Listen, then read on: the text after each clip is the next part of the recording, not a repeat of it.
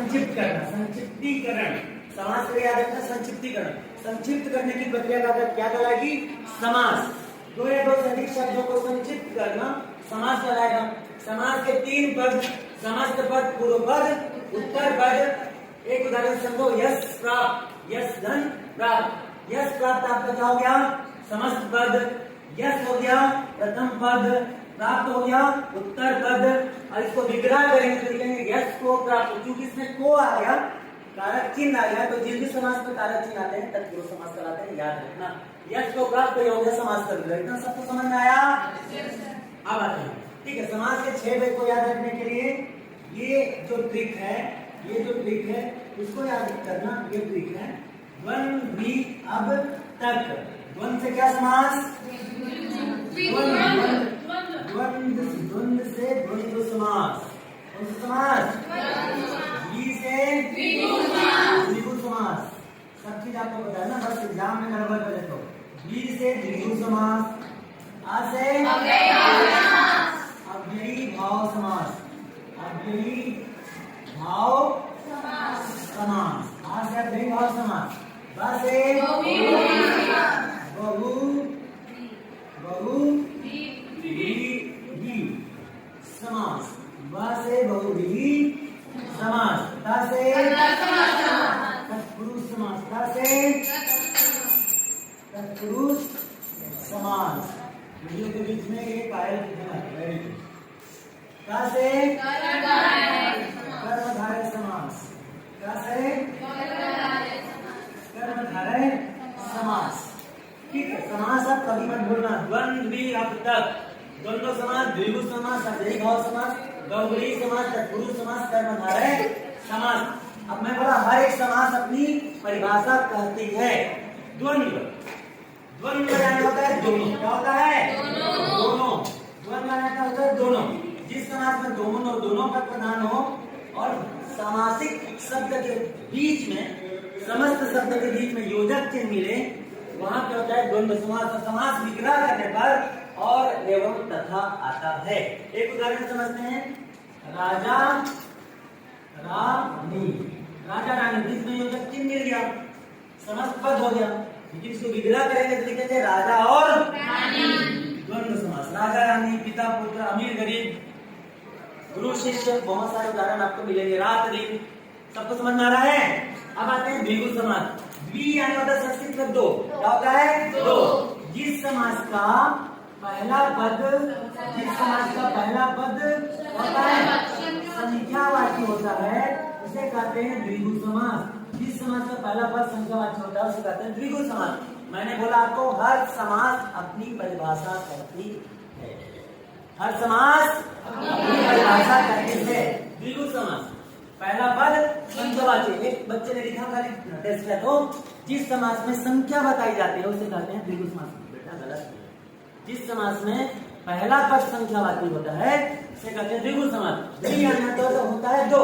संस्कृत में पढ़ते हो, द्वि यानी होता है दो। ठीक है, तो एक उदाहरण लेते हैं। जैसे मैंने लिख दिया नवग्रह। क्या लिख दिया? नवग्रह। नव यानी होता है संख्या 9, षटभुज, नवग्रह, अष्टाध्यायी, पंचवटी, चौरा, त्रिनेत्र, दशानन, पंचानन, चतुर्भुज, ये सब द्विगु समास के अंतर्गत आते हैं। सप्तऋषि, सप्ताह, शताब्दी, सबको समझ आ रहा है? पहला पद अगर संख्या मिल जाए तो समझ जाना वह द्विगु समास है। एक बच्चा कंफ्यूज हो रहा था, ऐसा है कोई सर विशेषण में भी संख्या वाच्य होता है, संख्यावाचक विशेषण होता है, निश्चित संख्यावाचक, अनिश्चित संख्यावाचक। ये संख्यावाची जहाँ पे पहला पद है वहाँ पे द्विगु समास होता है। हर एक ग्रामर के चैप्टर आपस में कोरिलेट करता है, सहसंबंध स्थापित करता है। थोड़ा दिमाग लगा समझिए। पहला पद अगर संख्यावाची तो द्विगु समास। आया बच्चा सबको समझ में? ठीक है, नहीं आया सबको समझ में? अव्ययी, देखो अव्ययी भाव समास है। देखो व्ययी के आगे आ है, व्ययी के आगे आ है। तो जो शब्दांश किसी शब्द के पूर्व में जुड़ते हैं उसे क्या कहते हैं? उपसर्ग। जो शब्दांश किसी शब्द के पहले जुड़ते हैं उसे कहते हैं उपसर्ग। तो अव्ययी समास में आपको कोई ना कोई उपसर्ग वाला शब्द मिलेगा और इसमें पहला पद प्रधान होगा। पहला पद प्रधान होगा जिस समास में पहला पद प्रधान होगा और कोई ना कोई उपसर्ग वाले शब्द मिलेंगे, वहां पे होगा अव्ययी भाव समास। अगर मैंने एक उदाहरण लिख दिया आजीवन, क्या लिख दिया? आजीवन। अगर मैं लिख दिया बेखटके, क्या लिख दिया? बेखटके। अगर मैं यथा शीघ्र लिख दिया, यथा शीघ्र, तो यथा शीघ्र, यथा संभव, यथाक्रम, ठीक है, यथा वाले जितने सब अव्ययी भाव समास। आजीवन, आमरण, बेखटके, बेपरवाह, अव्ययी भाव समास। अव्ययी भाव समास की अपनी परिभाषा रहती है, व्ययी के आगे व्ययी के आगे और आ इसमें क्या है? उपसर्ग। जिस समास में पहला पद प्रधान हो या कोई उपसर्ग वाले शब्द मिले, दिमाग में तुरंत आ जाना चाहिए, भाई ये तो और कोई समास नहीं हो सकता, ये अव्ययी भाव समास है। सबको समझ में आ रहा है? अब आगे बढ़ते हैं। उसके बाद है बहुव्रीहि समास। जो मैंने उदाहरण देकर समझाया था कि शादी विवाह का समझाना, सबके घर में गार्ड सारे होंगे, सौभाग्य कन्या और सौभाग्य वर और वधु का नाम सफा रहता है। तो किसी के घर में शादी होती है, किसी लड़के के घर में कोई बहू आती है, तो उस परिवार के वह नहीं हो जाती है ना, उस परिवार में शामिल होती है भाई।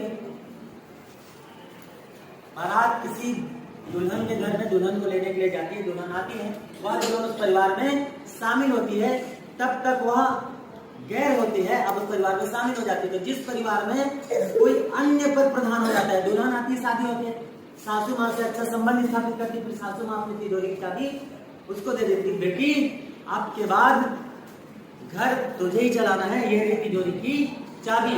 तो वो उस घर में आकर प्रधान हो जाती है। तो इसको ऐसे समझो, जिस पद में कोई अन्य पद प्रधान हो जाते हैं, न प्रथम न द्वितीय, वो बहु प्रधान हो गए। सही है? ठीक है। मन में लड्डू फूटा, ठीक है, ओके। बहुव्रीहि समास कितना मत पर बेटा, भी लेट है 10-15 साल।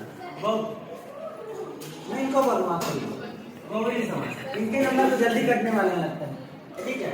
बहुव्रीहि समास, जिस समास में कोई अन्य पद प्रधान हो जाता है, कौन? जिस समास में कोई अन्य पद हो जाता है, प्रधान हो जाता है, उसे कहते हैं बहुव्रीहि समास। दशानन आप बोलोगे सर द्विगु समास भी 100% द्विगु समास में 10% क्या है, लेकिन दशानन अर्थात रावण को भी कहा जा रहा है, अर्थात दशानन अर्थात अन्य पद रावण, चतुरानन भगवान ब्रह्मा, ठीक है। और अगर मैं बोलूं पीताम्बर, सर पीताम्बर तो कर्मधारक है, बिल्कुल कर्मधारक, पीत प्लस अंबर, पीत पीताम्बर से पीछे को भी बोला जाता है, बिल्कुल बोला जाता है, जिसमें अन्य पद प्रधान अर्थात कर जाता है। पीताम्बर अर्थात कृष्ण, निशाचर, बच्चों ने कल अपना नाम सब भूल गए थे, निशाचर अर्थात तो हाँ राक्षस, जो निशा में विचरण करे, निशा है रात्रि, निशाचर अर्थात दानव, राक्षस। तो वहां पे होते कर्मधारय समास। एक उदाहरण बता दो इसका, क्या लिखे? निशाचर लिखेंगे, निशाचर अर्थात बताओ, हाँ दानव या राक्षस, ठीक। निशाचर, पीताम्बर, चतुरानन, त्रिनेत्र, बोलो कैसा? त्रिनेत्र द्विगु भी है, बिल्कुल है मेरे भाई, द्विगु त्रिनेत्र के साथ बहुव्रीहि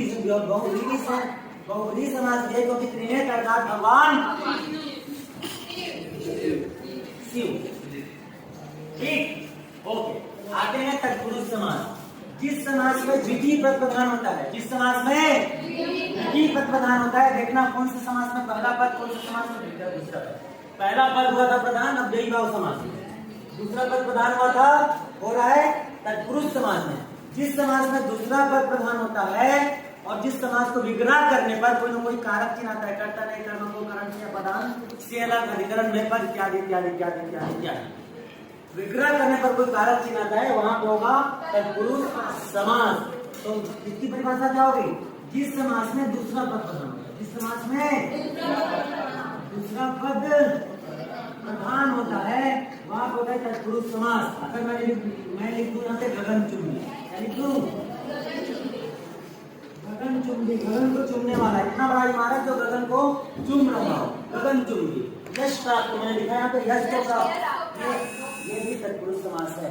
ठीक है, स्वर्ग प्राप्त, स्वर्ग को प्राप्त। तो कभी भी विग्रह करने पर अगर कारक चिन्ह मिलता है तो समझ जाना में तत्पुरुष समास होता है। समझ में आ रहा है सबको? अब आते हैं कर्मधारय समास। कर्मधारय समास में पहला पद होता है विशेषण। क्या होता है? समास में कर्मधारय समास में आ जाएगा ना। जिस समास में पहला पद क्या होता है? विशेषण। दूसरा पद क्या होता है? विशेष। दूसरा पद क्या होता है? विशेष। वहां होता है कर्मधारय समास। उदाहरण पीताम्बर, पीताम्बर। उदाहरण पीताम्बर, पीताम्बर। पहला पद क्या है? पीत। दूसरा पद क्या है? अंबर। पीत क्या मतलब? पीला, है ना। नील गगन, नीला और गगन। जिस समास में पहला पद विशेषण दूसरा पद विशेष होता है वहां होता है कर्मधारय समास। ऐसा समास जो कोई ना कोई कर्म धारण करता है। अब बोलोगे सर तत्पुरुष समास में दूसरा पद प्रधान होता है। कैसे प्रधान होता है? बिल्कुल प्रधान होता है। यश प्राप्त। अगर मैं सिर्फ यश लिखूं, प्राप्त हटा दूं तो यश का अर्थ होता है प्रसिद्धि। लेकिन यश के साथ प्राप्त जुड़ गया, प्राप्त जुड़ गया, दूसरा पद प्रधान हो गया, यश को प्राप्त। ऐसी स्थिति जब इंसान जब व्यक्ति कोई ऐसा काम करता है जिससे उसको प्रसिद्धि प्राप्त होती है, यश को प्राप्त हो जाता है, इसलिए वहां पे प्राप्त के कारण यहाँ पर प्रधान हो गया। इसी के कारण ये है तत्पुरुष समास। एक बार क्विक रिवाइज करते हैं। समास करते होते हैं संक्षिप्त करना, छोटा करना, दो या दो से अधिक शब्दों को संक्षिप्त करने की करना है। समास करने समास के तीन पद होते हैं। समझ पद, पूर्व पद, उत्तर पद, यश प्राप्त, यश धन प्राप्त, यश प्रथम पद प्राप्त, उत्तर पद, यश प्राप्त, समझ पद, समास का विग्रह यश को प्राप्त। विद्या धन आलय में बड़ा है विद्यालय, विद्या और आलय मिलकर बड़ा है विद्यालय। प्रथम पद, उत्तर पद, समास पद। समास को याद रखने के 6 ट्रिक है, जिसको 6 दिन याद हो जाते हैं। वन भी अक्षर, द्वंद्व, द्वंद्व समास, द्विगु समास, द्वैभाव समास, बहुव्रीहि समास, तत्पुरुष समास, कर्मधारय समास। द्विगु समास में पहला पद संख्यावाची, नवग्रह, पंचानन, षड्भुज, त्रिनेत्र इत्यादि। अब द्वैभाव समास में पहला पद प्रधान उपसर्ग वाला को मिलेगा आजीवन, यथा शीघ्र, यथा क्रम, यथा संभव, बेखटके, बेपरवाह, लापरवाह, आजीवन, अमरण। बहुव्रीहि समास में कोई यज्ञ भरने पर प्रधान हो जाता है निशाचर, दशानन, त्रिनेत्र, चतुरानन, चतुर्मुख, श्वेतांबर, पीताम्बर। तत्पुरुष समास में कोई दूसरा पद प्रधान हो जाता है और कोई कारक चिन्ह आता है विग्रह करने पर।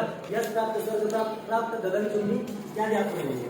कर्मधारय समास में पहला पद विशेषण दूसरा पद विशेषण हो जाता है नील गगन, पीताम्बर। ऐसे बहुत सारे आपको शब्द मिलेंगे। यहाँ पे होता है आपका समास। समझ में आया सबको? आया?